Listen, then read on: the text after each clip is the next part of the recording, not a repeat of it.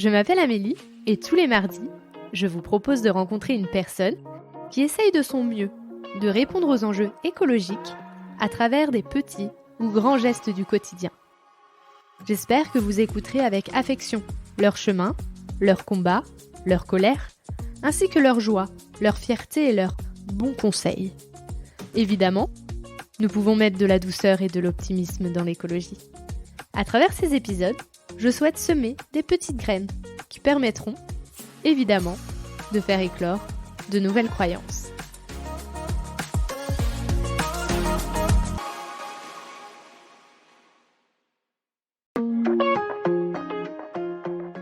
Oui, je pense que le sens manque, a été perdu, et comme je le disais tout à l'heure, avec la surconsommation et ce besoin de remplir, finalement, ça vient cacher cette perte de sens, ou en tout cas, on essaye c'est un on collectif, mais dans ces moments-là, de mettre sous le tapis les problèmes ou les questions qu'on peut se poser en allant le chercher à l'extérieur, en essayant de le nourrir à l'extérieur. 100% des personnes qui viennent faire leur Ikigai ont besoin de mettre des mots sur c'est quoi le sens de ma vie.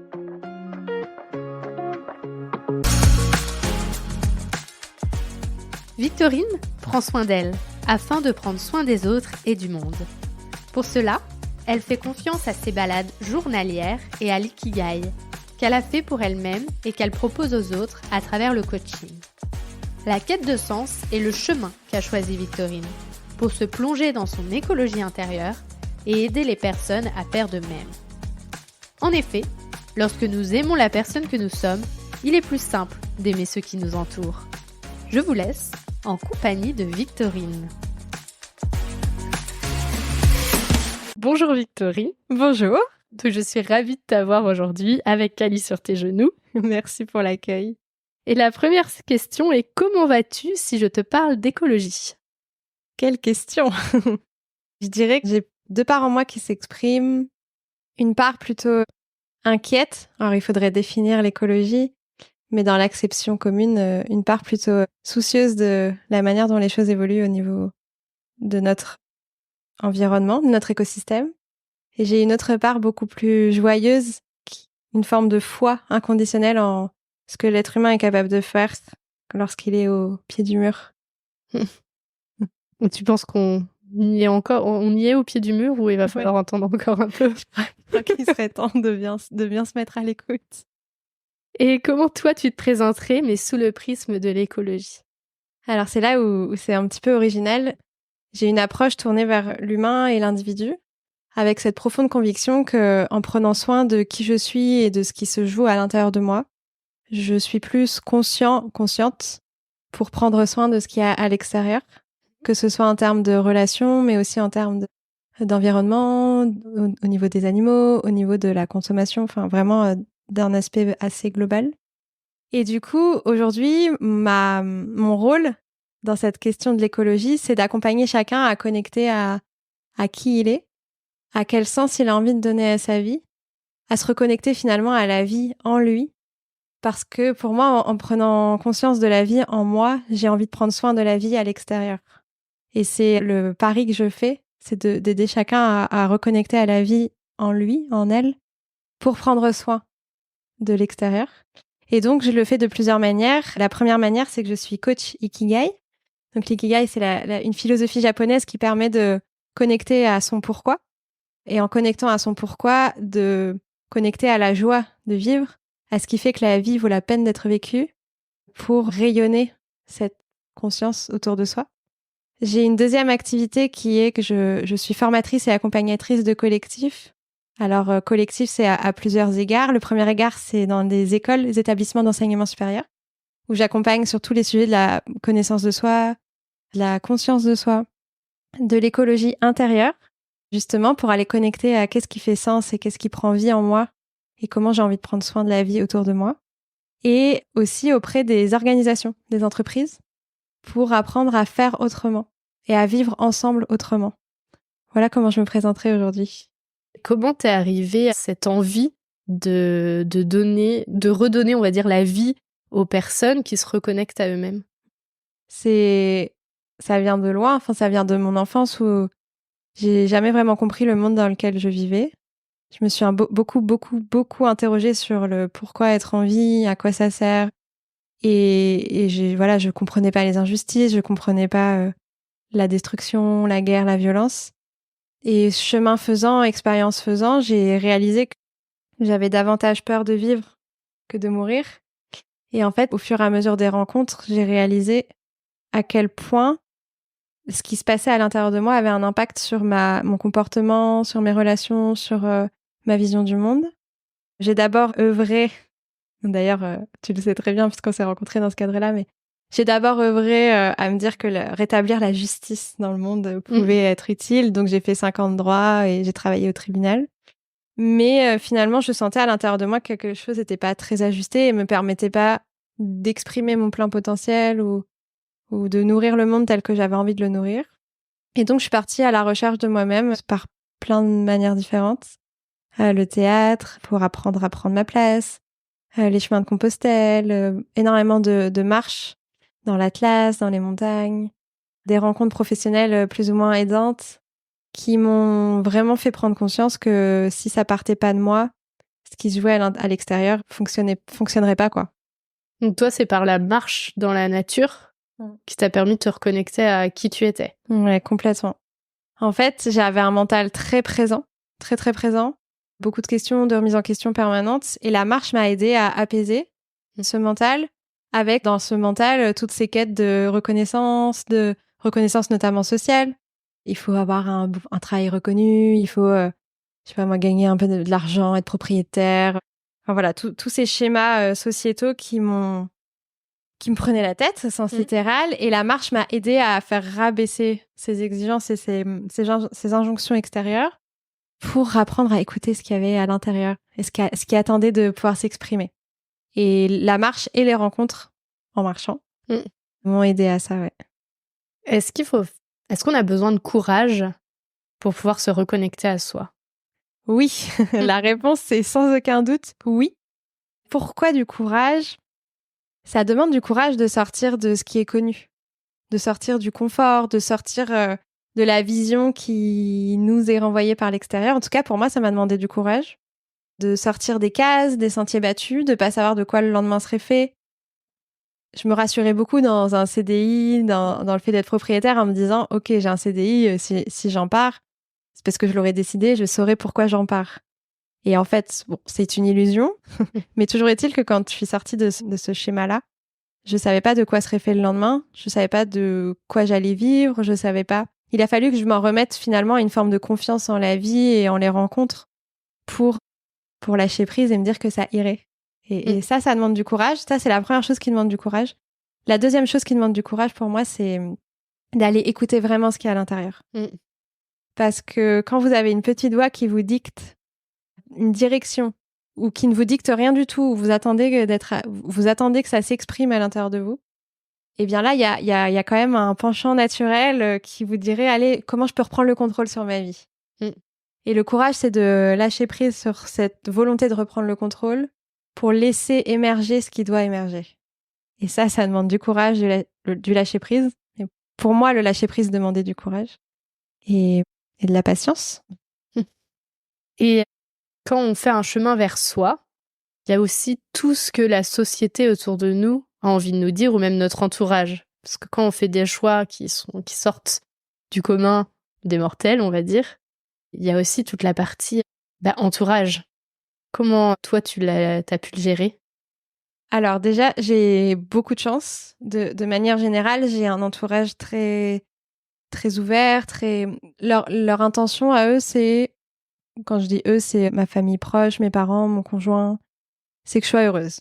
Donc à partant de ce postulat, c'est quand même, en tout cas de mon point de vue, plus facile d'avancer avec un entourage qui vous porte qu'avec un entourage qui doute pour vous. J'avais suffisamment de doute en moi pour m'en rajouter par l'extérieur et j'ai eu la chance que ça n'arrive pas. J'ai quand même eu quelques personnes un peu plus éloignées de moi qui étaient stressées pour moi mais t'as plus de sécurité et comment tu vas faire enfin voilà. Mais globalement, je me sens plutôt chanceuse et soutenue. Puis quand on sait comment ça fonctionne, on sait que souvent les peurs des autres pour nous sont en fait leurs propres peurs. Complètement. Ça, je pense que d'avoir cette croyance, conscience en moi de me dire, ok, là, c'est la peur de l'autre qui m'est projetée. Ça m'a quand même beaucoup aidé pour me détacher les peu de fois où je sentais des peurs me rejoindre. Et ça n'enlève rien au fait que moi-même, je doutais beaucoup, souvent. Mais mine de rien, le fait d'être entourée de personnes plutôt positives, vitalisantes, ça aide.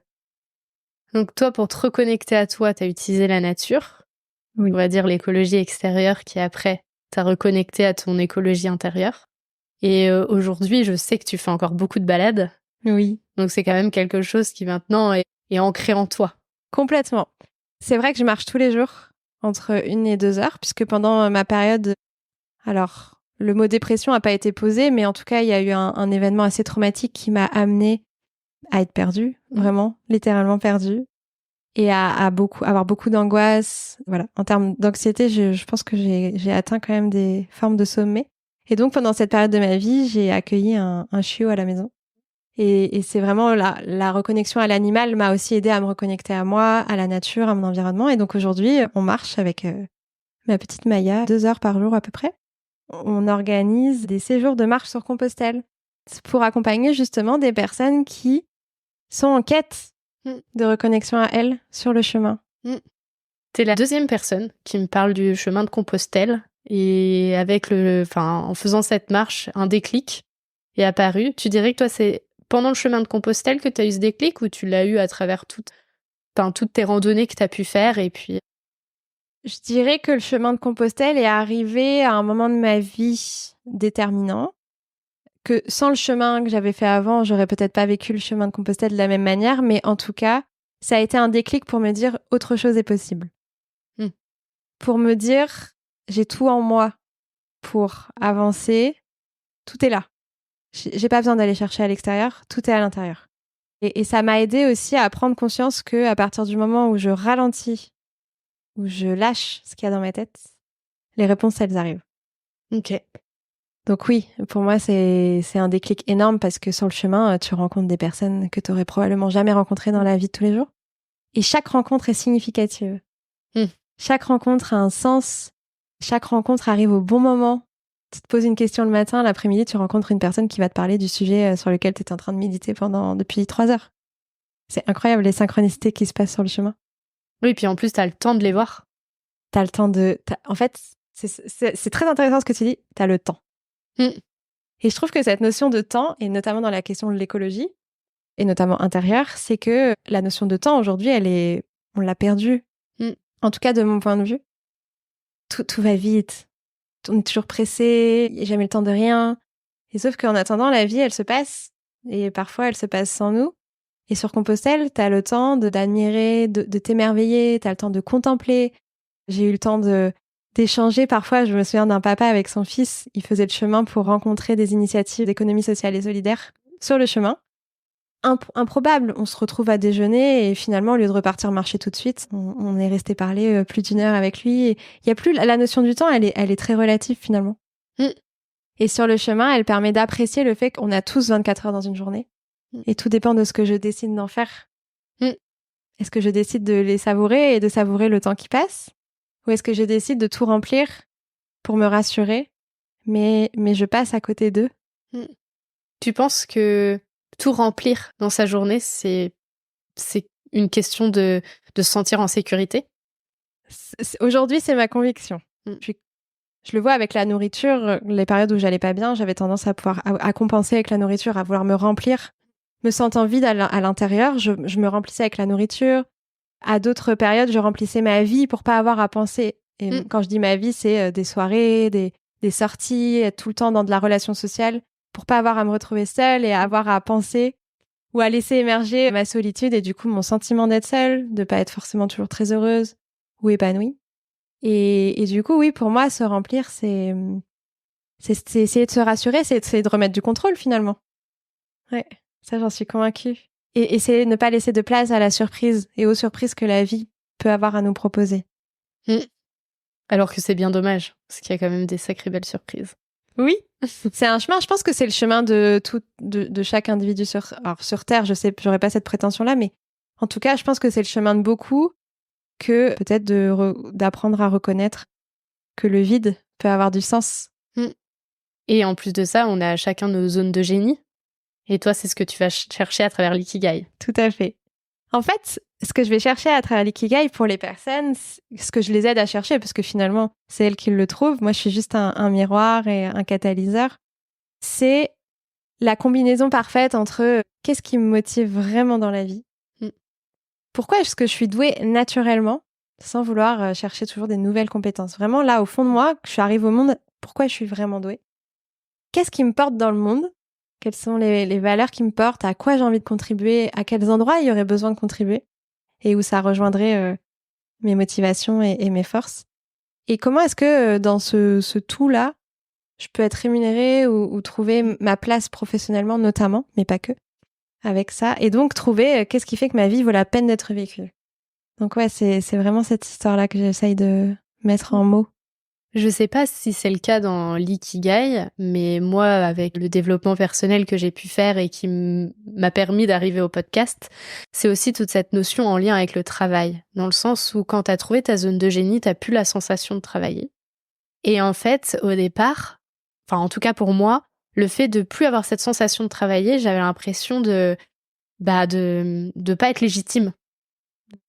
Et ça, j'ai dû faire un gros travail là-dessus pour me dire, mais c'est pas parce que t'as pas la sensation de travailler que tu ne travailles pas et qu'en fin de compte, tu es totalement légitime à faire ça. C'est comme s'il fallait trimer pour mériter qu'on ait travaillé, quoi. Est-ce que toi, tu le ressens aussi? C'est marrant que tu me parles de ça, parce que la semaine dernière, quand j'étais en co-animation avec un groupe à Paris, un groupe de 10 personnes que j'accompagne, le sujet des croyances, c'est un sujet sur lequel on est venu travailler, et notamment ces croyances, il faut travailler dur pour y arriver. Si j'ai pas souffert dans mon travail, le fruit de mon travail n'a pas de valeur. toutes ces choses-là, ou alors se reposer, c'est être feignant. Ouais. Et du coup, moi, je sens le poids de l'effort que je peux mettre pour développer mon activité. Je sens évidemment toute la joie que ça me procure. Et au début, c'est vrai que je me disais, mais ça, c'est quelque chose que j'aurais dû mettre 8 heures à faire. J'en ai mis que 4. Bon, du coup, pendant les 4 heures restantes, il faut que je travaille, quoi, parce que faut que je sois productive, etc. Donc, c'était pas mal aussi d'héritage de ce que j'ai vécu en entreprise. Hein. Et donc, au début, je l'avais. Et je l'ai encore parfois fort, notamment le 8h, 18h. et bon, j'ai appris à fonctionner un peu différemment. Ça s'apaise avec le temps. Je trouve que la plus grosse difficulté avec un métier passion, c'est justement d'apprendre à trouver l'équilibre avec le reste de la vie. Comment je laisse de la place à mes amis, à ma vie personnelle, ma famille, à moi-même. Comment est-ce que je continue à prendre soin de moi dans cette activité qui me nourrit? Et donc, si on revient sur l'ikigai, donc toi aujourd'hui, maintenant tu proposes ça. Comment t'es arrivée à l'ikigai? Alors ça, c'est quand même, quand je parlais de laisser de l'espace dans la vie, c'est typiquement un cadeau de la vie. Ok. C'est un concept dont j'avais entendu parler il y a plusieurs années, sur lequel je m'étais jamais vraiment arrêtée, bien que la question du sens de la vie m'ait toujours portée. Cet été, j'ai lancé mon activité en janvier 2023. Et cet été, j'ai eu un petit passage à vide, un petit peu avant l'été. Je me demandais cette fameuse question, pourquoi je fais les choses? Pourquoi j'ai voulu lancer mon activité? Qu'est-ce que j'ai envie d'apporter? J'avais besoin de mettre ça en mots. Je sentais dans mon ventre qu'il y avait quelque chose qui grandissait, mais j'arrivais pas à le mettre en mots. Et par hasard, une personne que je suivais sur Instagram publie sa séance de coaching avec une autre personne, donc Fanny, qui deviendra après ma coach, puis après ma formatrice. Et là, j'ai eu un déclic, j'ai vu le mot Ikigai, j'ai senti au fond de moi que j'avais un appel, un élan à ça. J'ai fait OK, je prends rendez-vous direct, tout s'est bien enchaîné. En général, quand les choses sont ajustées, ça devient quand même beaucoup plus fluide. Et j'ai pris rendez-vous, je suis tombée dès la première séance, je me suis dit mais c'est ça que je veux faire. C'est comme ça que j'ai envie d'accompagner les gens, c'est avec cet outil-là. Je sens que ça va être ma porte d'entrée pour après aller explorer d'autres champs de la personne. Et voilà. Et en fait, j'ai fait 1 séance, 2 séances, c'est 5 séances en accompagnement Ikigai, en tout cas dans ce qui est proposé avec Fanny et puis avec moi-même maintenant. Et au bout de la 3e séance, je lui ai dit, j'ai envie de me former avec toi. Il y avait une session qui ouvrait 15 jours après, et je vais rejoindre la session de formation et j'en suis là. Et pourquoi cet outil et pas un autre alors? Qu'est-ce qui t'a appelé dans cet outil? Ce qui m'a appelé, c'est le fait de partir de ce qui est déjà là. Ok. Je suis dans le développement personnel depuis 6 ans maintenant, et même avant, je me faisais déjà accompagner depuis que j'ai 15 ans. Et j'avais toujours l'impression d'être jamais assez, voilà, qu'il fallait toujours devenir meilleur, ou ça, enfin, voilà, vraiment la quête de l'amélioration continue, quoi. C'était vraiment ce truc-là. Et avec l'ikigai, ce que j'ai beaucoup aimé, c'est que c'était très doux, et en même temps, ça permettait un passage à l'action effectif et rapide. Mais on partait de ce qui est déjà là, ce qui est là, ce qui est en la personne et qui attend qu'à se révéler, quoi. Et ça m'a touchée. Ça, c'est venu répondre à mon besoin de simplicité, de ralentir, à mon besoin de aussi montrer que il n'y a pas besoin de réinventer la roue ou de devenir superwoman pour faire, enfin, pour être utile, quoi, dans le monde. Et c'est pour ça que j'ai choisi cet outil-là. Parce qu'il était simple, accessible et qui permettait à chacun de pouvoir prendre confiance et conscience de qui il est. Oui, puis les 5 séances, tu les fais en combien de temps? Alors, c'est 5 séances, idéalement, avec au moins 3 semaines entre chaque séance pour laisser le temps d'infuser et permettre le passage à l'action, puisque l'idée, c'est vraiment d'impulser une dynamique de changement ou de réalignement pour que la personne, elle puisse mettre en place le fruit du travail qui est fait pendant les séances. Ce sont des séances d'1h30.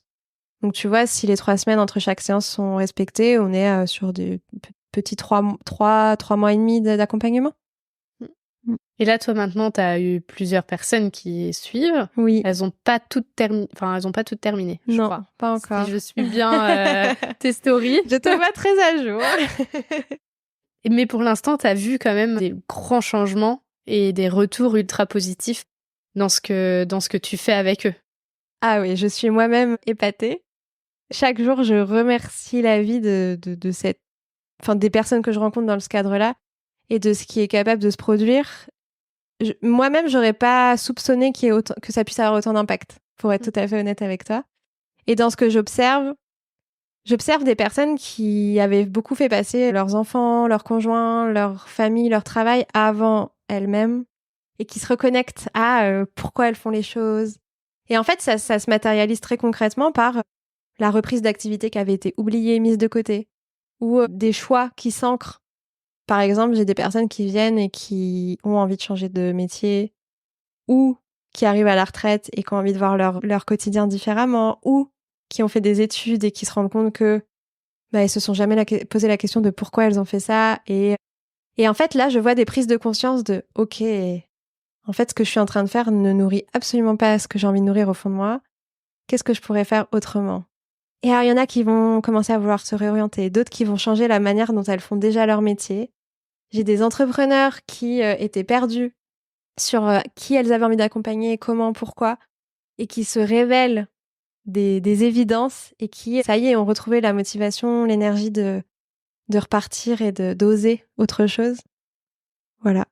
Donc, en fait, tu croises plein de personnes différentes. Oui. En fin de compte. J'ai essayé de travailler sur est-ce qu'il y a une problématique unique qui revient. En fait, je suis incapable de dessiner un profil ni une problématique. Je pense que j'ai autant de profils que de personnes. J'ai essayé. Dans les problématiques qui reviennent, il y a quand même cette histoire de j'ai envie de ressentir de la joie dans mon quotidien et je sais plus par quel bout prendre le sujet pour connecter à cette joie. J'ai envie d'être utile, mais je sais pas comment je peux faire, je sais pas où est-ce que je peux apporter. Et j'ai envie d'un métier qui me donne envie de me lever le matin. Alors là, je vais te poser 2 questions en une. Est-ce que là, en voyant tout ce qui se passe autour de toi avec les personnes que tu aides, est-ce que tu penses qu'aujourd'hui, en fait, il y a un manque de sens qui explique pourquoi on est tout le temps dans de la surconsommation et donc les personnes qui viennent vers toi, elles sont en cette quête de sens? Est-ce que toi, tu penses qu'en fait, c'est ce sens qui manque aujourd'hui dans le monde? Oui, je pense que le sens manque, a été perdu et comme je le disais tout à l'heure, avec la surconsommation et ce besoin de remplir, finalement, ça vient cacher cette perte de sens, ou en tout cas, on essaye je dis, c'est un on collectif, mais dans ces moments-là, de mettre sous le tapis les problèmes ou les questions qu'on peut se poser en allant le chercher à l'extérieur, en essayant de le nourrir à l'extérieur. Et ta deuxième question, c'était est-ce que les personnes qui viennent te voir, elles sont dans cette recherche de sens? Oui, complètement. Pour le coup, 100% des personnes qui viennent faire leur Ikigai ont besoin de mettre des mots sur c'est quoi le sens de ma vie. Ça, c'est clair et net. Voilà, ça, c'est une évidence. Et après, derrière, c'est soit via l'utile, soit vers la joie en fin de compte. Mais à la fin, c'est toujours ce sens qui revient. Ah oui, c'est le sens. Ah voilà, c'est ça que je voulais dire. Parce que depuis tout à l'heure, je sentais que j'avais un truc qui venait et j'arrivais plus à le mettre en mots. Sens et conscience. En fait, pour moi, et c'est peut-être la conscience, c'est peut-être le moyen pour retrouver du sens, mais comment je mets en conscience ce qui est important pour moi dans mes actions, mes comportements, qui je suis, mes réactions, mes relations, et c'est ce que permet l'ikigai, entre autres, pour connecter à, finalement, la substantifique moelle de son être, quoi, qui serait le sens. Finalement, c'est revenir à son essence pour réveiller le sens de sa vie. C'est beau. C'est plein de sens.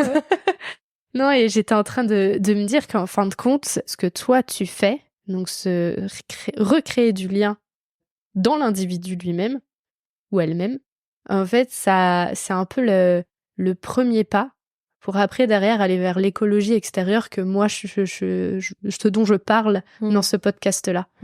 Est-ce que toi, tu le ressens qu'une fois que ces personnes que tu suis, elles commencent à s'aimer de nouveau, bah, tu sens qu'en fait, après, derrière, il y a tout s'aligne, que ce soit avec les autres ou que ce soit avec la nature ou les besoins de la planète. Comment toi, tu le ressens? Disons que pour l'instant, je vais te parler de mon expérience. Ok. Après te dire après je te dirai comment je le perçois chez les personnes que j'accompagne, et notamment pour le coup plus chez les jeunes dans les écoles. De mon côté, reconnecter à qui je suis, à cet amour, cette joie en moi. Bon, déjà c'est un travail quotidien, mais ça c'est un autre sujet. En fait, le fait d'apprendre à m'aimer et d'apprendre à me respecter et d'apprendre à poser mes limites, tout ce travail-là, ça m'a permis de reconnecter au vivant à l'extérieur. Et comment ça se matérialise concrètement, c'est que aujourd'hui, je n'arrive plus à couper des fleurs, par exemple. J'ai l'impression de couper la vie. Aujourd'hui, j'ai plein de petits réflexes comme ça du quotidien où je vais, par exemple, des actions en apparence anodines, mais s'il y a trop de plastique sur des choses que j'achète pas. Si, là, quand je coupe mes légumes, quand je fais ces actions-là, je me suis construit un compost pour pouvoir mettre au compost. Mais ça, c'est des choses, avant, j'aurais même pas eu la conscience de le faire. J'avais envie, je jetais, j'achetais. Enfin, il y avait quelque chose de l'ordre de l'automatique. J'avais besoin, c'était maintenant, c'était plus fort que moi. Je m'étais, hors de. Maintenant, je me sens reliée. Je me sens reliée au vivant. Je suis dehors, je marche avec mon chien, je vois des choses qui traînent par terre. Mais je peux pas ne pas ramasser. Avant, je serais passée devant, je me serais dit, bon, tant pis, quelqu'un le fera. Mais non, en fait, c'est comme si c'était une part de moi, que quand je vois quelque chose de sale ou qui n'a pas été entretenu ou dont on n'a pas pris soin dans la nature, je me dis, ça me fait mal dans mon corps. C'est comme s'il y avait une part de moi dont on n'avait pas pris soin et qu'on n'avait pas respecté. Et du coup, ça, c'est un regard que j'aurais jamais porté avant sur l'extérieur. Et dans mes relations, c'est la même chose. Alors, je dis pas que je suis parfaite, loin de là. Et maintenant, j'ai conscience des champs de travail que j'ai à faire, ce dont j'avais moins conscience avant. Par contre, aujourd'hui, je vois que le fait d'apprendre à dire ce que je ressens, apprendre à dire mes besoins, apprendre à dire ce qui me touche, ce qui me heurte, ce qui m'attriste, apprendre à dire je t'aime, merci. Je vois tout ce que ça change dans mes relations.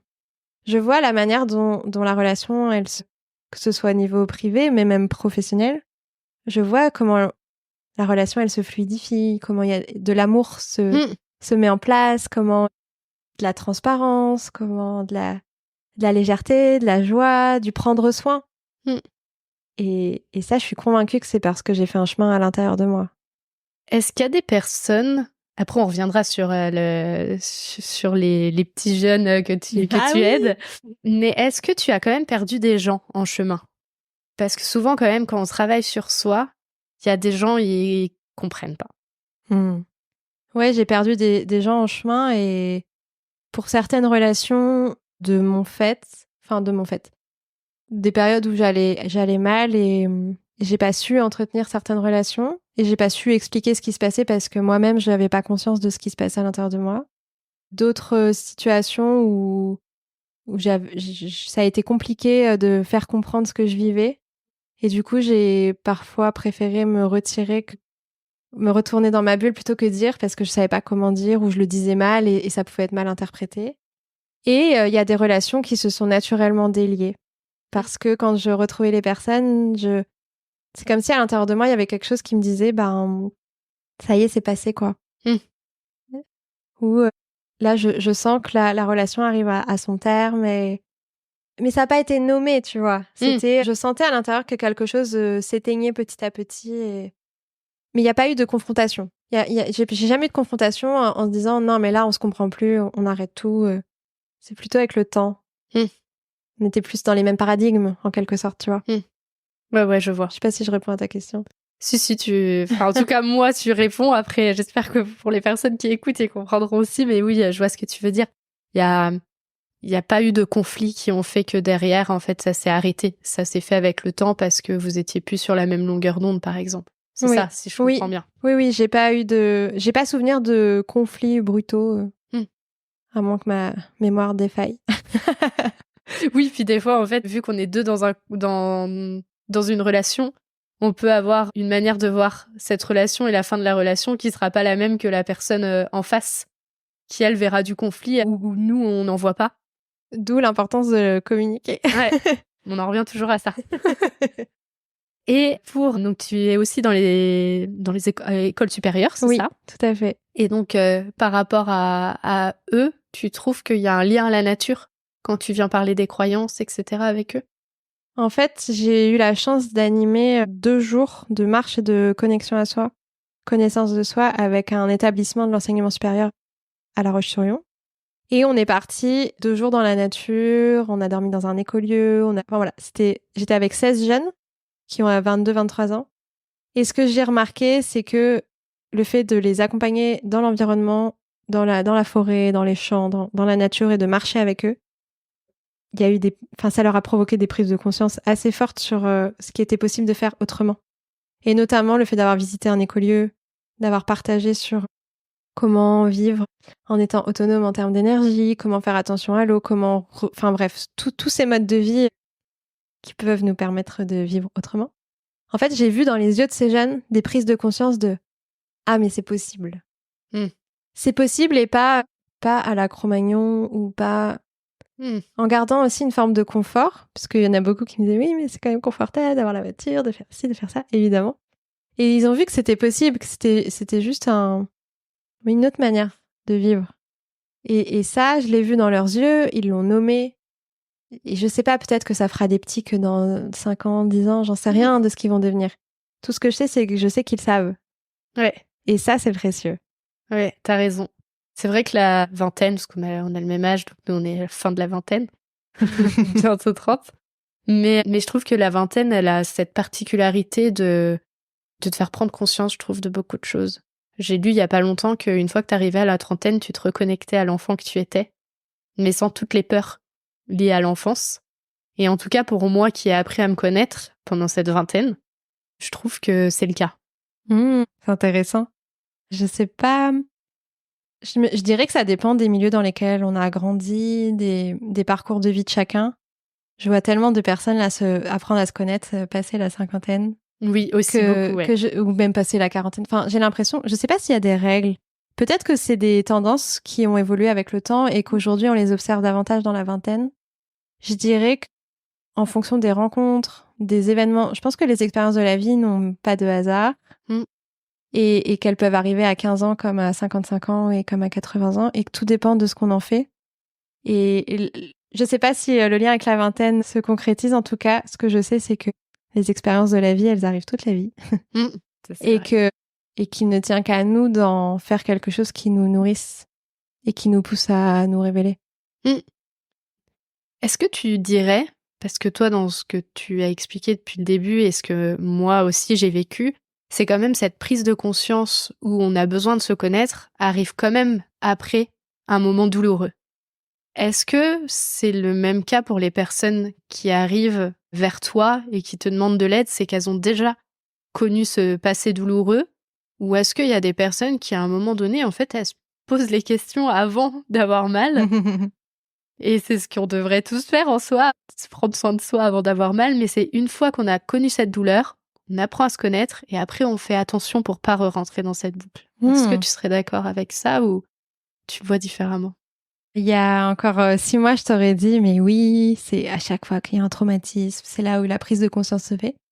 Et force est de constater que dans les accompagnements que je fais, je dirais que c'est du 75-25, 80-20. J'ai pas fait mes stats, mais 80% des personnes arrivent vers moi après avoir vécu quelque chose qui a été difficile.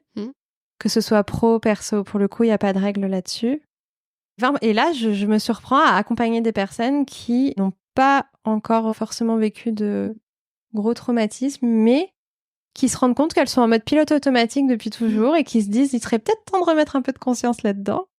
Et voilà. Et donc, peut-être que c'est possible de faire ce chemin avant même d'avoir vécu des choses trop difficiles. Ouais, je trouve que c'est beau comme message parce que moi, par exemple, ma mère avait envie de tenter une expérience d'acupuncture, mais elle se sentait pas légitime d'y aller parce qu'elle avait pas de douleur. Et je lui ai dit, mais en fait, au contraire, c'est que si tu attends la douleur, c'est que c'est trop tard, entre guillemets. C'est que tu as attendu d'avoir vraiment très mal. Alors que si tu vas maintenant, c'est peut-être qu'en fin de compte, tu as un besoin et qui s'exprime dans ton inconscient, mais que tu arrives à toucher et à comprendre. Et donc, non, au contraire, vas-y. Et donc, elle y a été. Et donc, c'est vrai qu'il y a aussi tout ce côté de croyance encore. On retourne sur des croyances. Donc, en fait, on peut prendre soin de soi une fois qu'on a touché le fond, quoi. Complètement. Mais tu sais, on est tous bourrés de croyances. Et quoi qu'il arrive, tous nos regards ne sont que des croyances. T'as des croyances vitalisantes, t'as des croyances qui sont limitantes. Et du coup, la question, c'est lesquelles aujourd'hui me limitent? Et peut-être que celle-ci, pour ta maman, c'est une croyance qui l'a limitée. Et comment est-ce que je peux porter un nouveau regard? Ou en tout cas, comment est-ce que je peux apaiser cette croyance en faisant émerger de nouvelles qui viendraient me vitaliser? Et peut-être qu'une nouvelle croyance, ça peut être je prends soin de moi quand j'ai l'élan de le faire et pas quand quelque chose va mal. Et je trouve ça intéressant de repositionner cette question des croyances parce que juste prendre conscience de qu'est-ce qui drive mes comportements aujourd'hui. Peut-être que par rapport à, tu vois, on parlait de l'écologie et de l'environnement, peut-être que pour certaines personnes, ça va être de toute façon, on va tous mourir, donc à quoi bon? Tu vois? Ok. Comment j'écoute ce qu'il y a derrière ça? Est-ce qu'il y a de la peur? Comment je me détache du jugement que je peux avoir vis-à-vis des personnes qui ont ce genre de croyances pour aller connecter à leur réalité et à ce qui fait que cette croyance, elle a émergé un jour? Et je trouve que s'observer soi et observer l'autre sous le prisme des croyances permet de remettre alors ça justifie pas les comportements, encore une fois, mais ça peut permettre d'expliquer, de remettre de l'empathie, de se relier à l'autre pour peut-être lui donner envie de faire autrement ou de lui montrer qu'autre chose est possible et que c'est cette croyance-là qui le drive à agir d'une certaine manière. Et juste de prendre conscience de ça, comme pour ta maman, en fait, ça peut impulser le passage à l'action. Tu vois ce que je veux dire? Ouais. Et aussi, on est tous des influenceurs, en fin de compte. Complètement. Et après, à nous de choisir quel type d'influenceur on veut être. Mais c'est vrai que quand on a fait un travail sur soi, et qu'en fait, sans demander aux autres, mais faites la même chose, parce que là, après, ça devient un ordre, et en fait, ça fonctionne plus. Mais rien que les personnes de te voir aller mieux grâce à tout ça, ça questionne et ça donne envie aussi d'être curieux et d'aller voir ce qui se passe en soi-même. Parce que, en fait, pour moi, en tout cas, c'est aussi le fait de croiser des personnes qui allaient bien et qui étaient heureux avec eux-mêmes. Ça m'a donné envie d'être heureuse avec moi-même. Donc, en fin de compte, toutes les personnes que tu es en train d'aider et que d'autres personnes aident aussi, à un moment donné, elles vont influencer aussi autour d'elles. Et c'est ça que je trouve chouette aussi dans ce chemin vers soi. Complètement. Moi, je crois, pendant longtemps, quand j'étais petite, je voulais sauver le monde, j'avais vraiment cette quête du héros. Aujourd'hui, j'ai une profonde conviction qui est qu'on peut tous faire notre part. Enfin, j'adore utiliser la métaphore très célèbre du colibri, mais je crois profondément à ça et au fait que on peut tous décider de ce qu'on a envie de rayonner ou pas. Ça commence évidemment par le chemin vers soi, mais à partir du moment où ce chemin, il est entamé, il est jamais terminé, mais à partir du moment où il est entamé, en fait, je pollinise. Ok, si autour de moi, je distille de l'amour, de la joie, de la paix, parce que à l'intérieur de moi, je suis amour, je suis joie, je suis paix, eh bien, ça va donner envie aux autres, même inconsciemment, d'avoir ces élans avec moi, avec les gens autour d'eux. Moi, je le vois avec mes clients, les personnes que j'accompagne. Elles me le disent, elles me disent, j'ai osé dire je t'aime à ma fille. Depuis, on a une relation, on se dit les choses qu'on ne s'est jamais dites avant. Bah, c'est QFD, tu vois. Et voilà. Et donc, je crois au pouvoir de la pollinisation. Vraiment. Très fort. Bah, pour finir, je vais te poser la dernière question. Non, j'ai envie de t'en poser une autre avant. La question que j'ai envie de te poser avant, c'est est-ce que tu dirais que tu es heureuse aujourd'hui? Je dirais que je suis en voie d'être heureuse. Je suis heureuse dans plein d'activités de ma vie. Je sens qu'il y a de la joie au fond de moi. Et je sens encore le poids des blessures du passé et des traumatismes du passé des cicatrices qui sont encore en train de se refermer petit à petit. Par contre, j'ai compris que le bonheur, il était à l'intérieur de moi. Alors, j'aime pas trop ce truc de il faut décider d'être heureux. Des fois, il y a des injonctions au bonheur. Moi, j'ai plutôt envie de dire que je me sens en paix. Et que par moments, je me sens heureuse. Ok.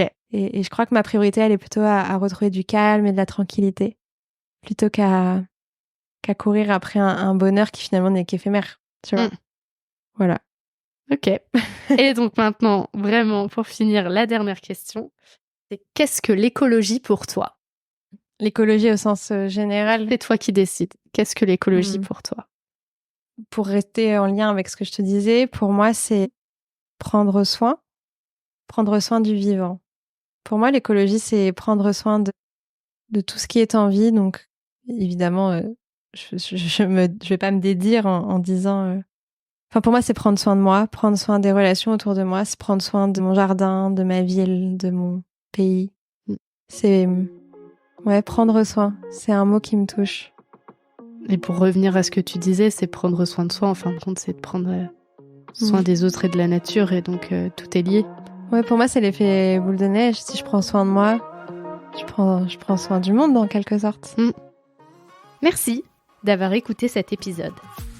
J'espère qu'il vous a donné envie de participer à la transition écologique et vous a donné une nouvelle oreille attentive à ce qui nous entoure. Si le cœur vous en dit, je vous propose de me laisser un avis, de vous abonner et de me rejoindre sur Instagram, Facebook et LinkedIn.